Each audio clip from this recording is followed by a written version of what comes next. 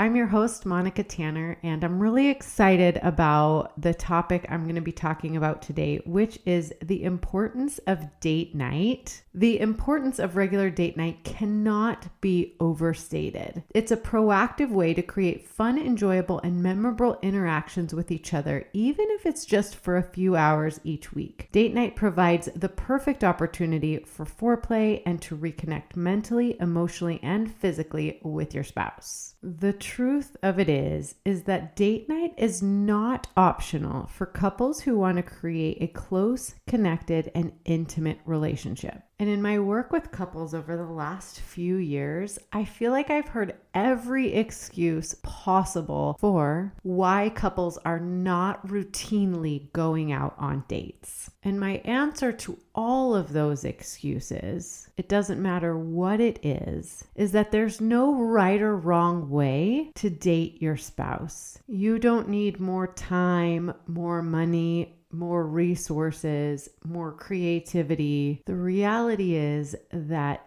dating your spouse is a matter of communicating to them that you value your relationship, no matter how busy or overwhelming life gets, that your partnership, your relationship, and your spouse is important enough to have a space on your calendar. So in today's episode, I want to give you a few tips and tricks to help date night become a priority and something that both of you look forward to each and every week. I promise if you follow these 10 tips that date night will not only bring you closer together emotionally, but also physically and sexually so that you can enjoy all of the different types of intimacy that make marriage so much fun. Okay, so if you're ready, let's go. The first thing I want you to do is to make a date night bucket list. Remember that date night is about reconnection, discovery, and fun. So the first step in planning a great date night is getting together with your spouse and doing a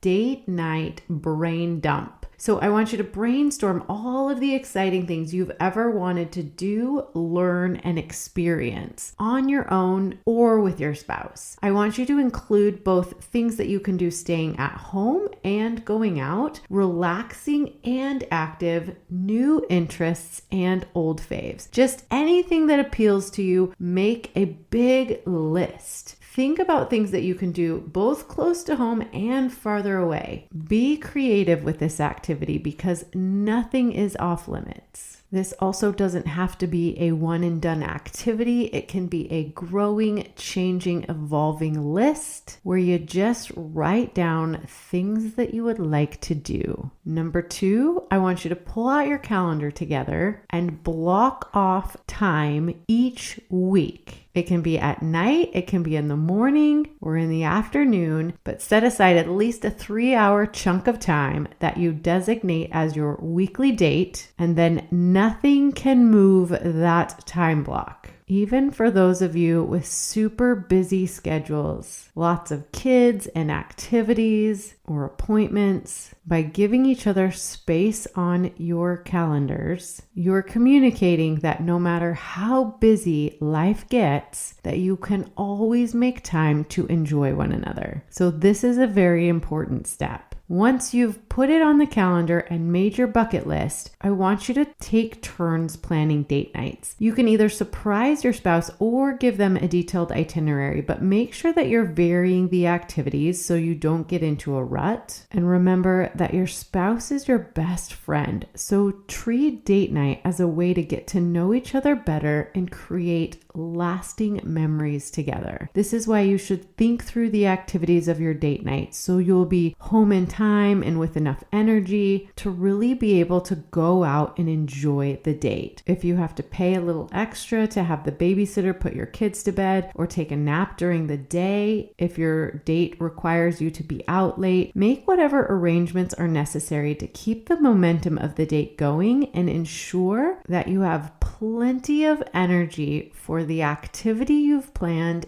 and extracurricular activities when you get home. Your third tip is to build anticipation, because when you've planned in advance, you can build anticipation with flirty texts, notes, and comments throughout the week, getting each other excited about what you're going to be doing together. Anticipating a new adventure or even your favorite meal together is often the best part, so don't skip this step. Number 4, be sure to dress appropriately. Don't be a schlub. Make sure your partner knows enough about what you're doing to dress for the activity. Build in the opportunities to dress nicely occasionally, or if you're going to do something new, take the initiative to shop for something new and fun as part of building that anticipation. Remember, nothing about date night has to be perfect. What's most important is that you both come into it with a good attitude and ready to just let loose, have fun, and get to know each other better. That brings me to number 5, which is flirt like you just met. Find ways to channel that young and in love, can't keep your hands off each other feelings, even if it doesn't come naturally to you. Basically, all you have to do is smile, make eye contact, laugh at each other's jokes, and find excuses to brush up against each other. Even if you've been together for years and years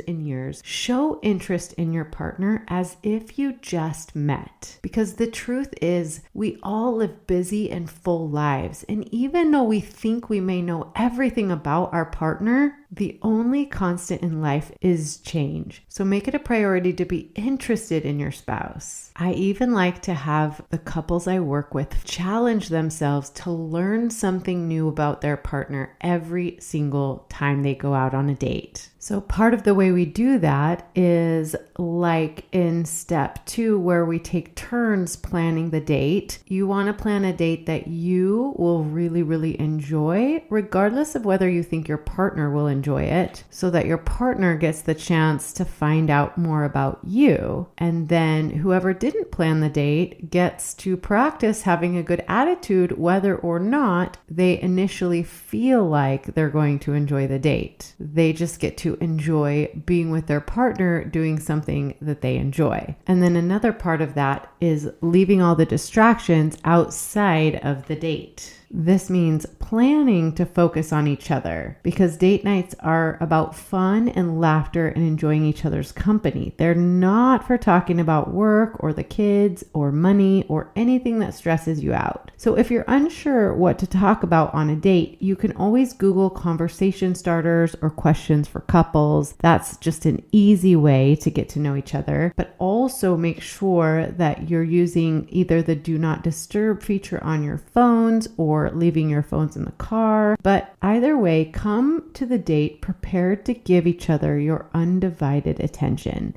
Being present is the best way to enjoy your time together. When you're interested and engaged with your partner, you'll probably be surprised at how much fun you can have just spending time together doing just about anything. So number 7 is to be affectionate, hold hands, play footsies under the table, make googly eyes at each other. Remember that everything you do on your date is foreplay. So turn it up and get those juices flowing. Number 8 is to ask questions and be curious, because even if you spend 24 hours a day together, 7 days a week, which I'm sure most of you don't, but even so, there's no way you know everything your partner is up to. Ask questions about how your spouse feels about what's happening in your family, your community, and the world. Get to know their thoughts, opinions, and preferences. We're always growing, changing, and evolving, so make sure you're keeping up with each other. That's the point. There's nothing in the world as rewarding as getting to know each other and falling in love with the same person over and over and over again. Number 9 is to incorporate all 5 senses. So as humans, we're very sensual creatures. And by planning these date nights out and taking the time to do it, you can take advantage of all kinds of different ways to engage your senses. You can wear your favorite perfume or cologne. You can have candles ready at home, prepare a playlist of songs that get you in the mood or hyped up to be together, plan the meals, snacks, or desserts to incorporate your favorite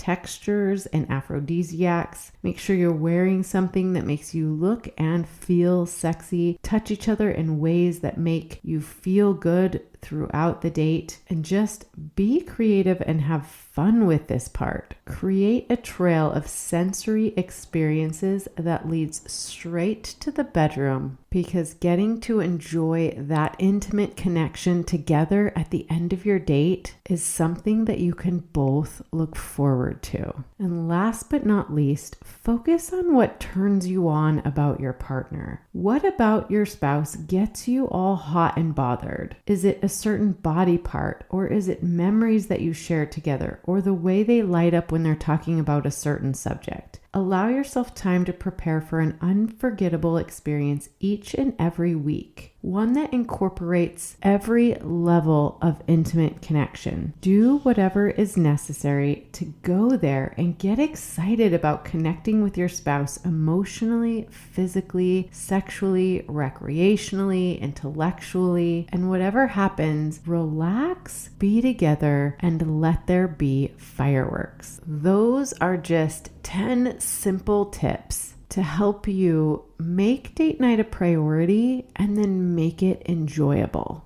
A lot of times I'll get messages about couples who they want to do date night, but they just are too exhausted, or they're worried about the expectations of date night, or they just don't think that their spouse is going to enjoy it. And if you fall in any of those camps, I want to invite you to join us for my free 5-day Seduce Your Spouse Challenge. It's virtual, it's free, and over 5 days, we're going to be talking about how to reignite the passion, rediscover intimacy, and be able to connect in a way that gets you both excited to be together in every sense of the word. It's called Seduce Your Spouse. And don't let the word seduction throw you off. It's not about tricking your partner. It's about powerfully attracting them and feeling powerfully attracted to them. So if you're ready to make date night and connection and intimacy more fun,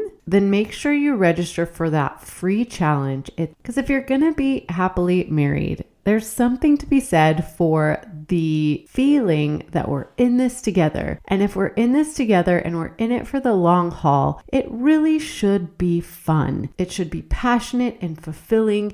And it can be when we learn how to bring down those barriers, intimately connect with each other, and create that passionate friendship. I will see you next week with a brand new episode. And until then, happy marriage. To learn more ways to deepen your intimacy and strengthen your relationship, make sure you watch this video next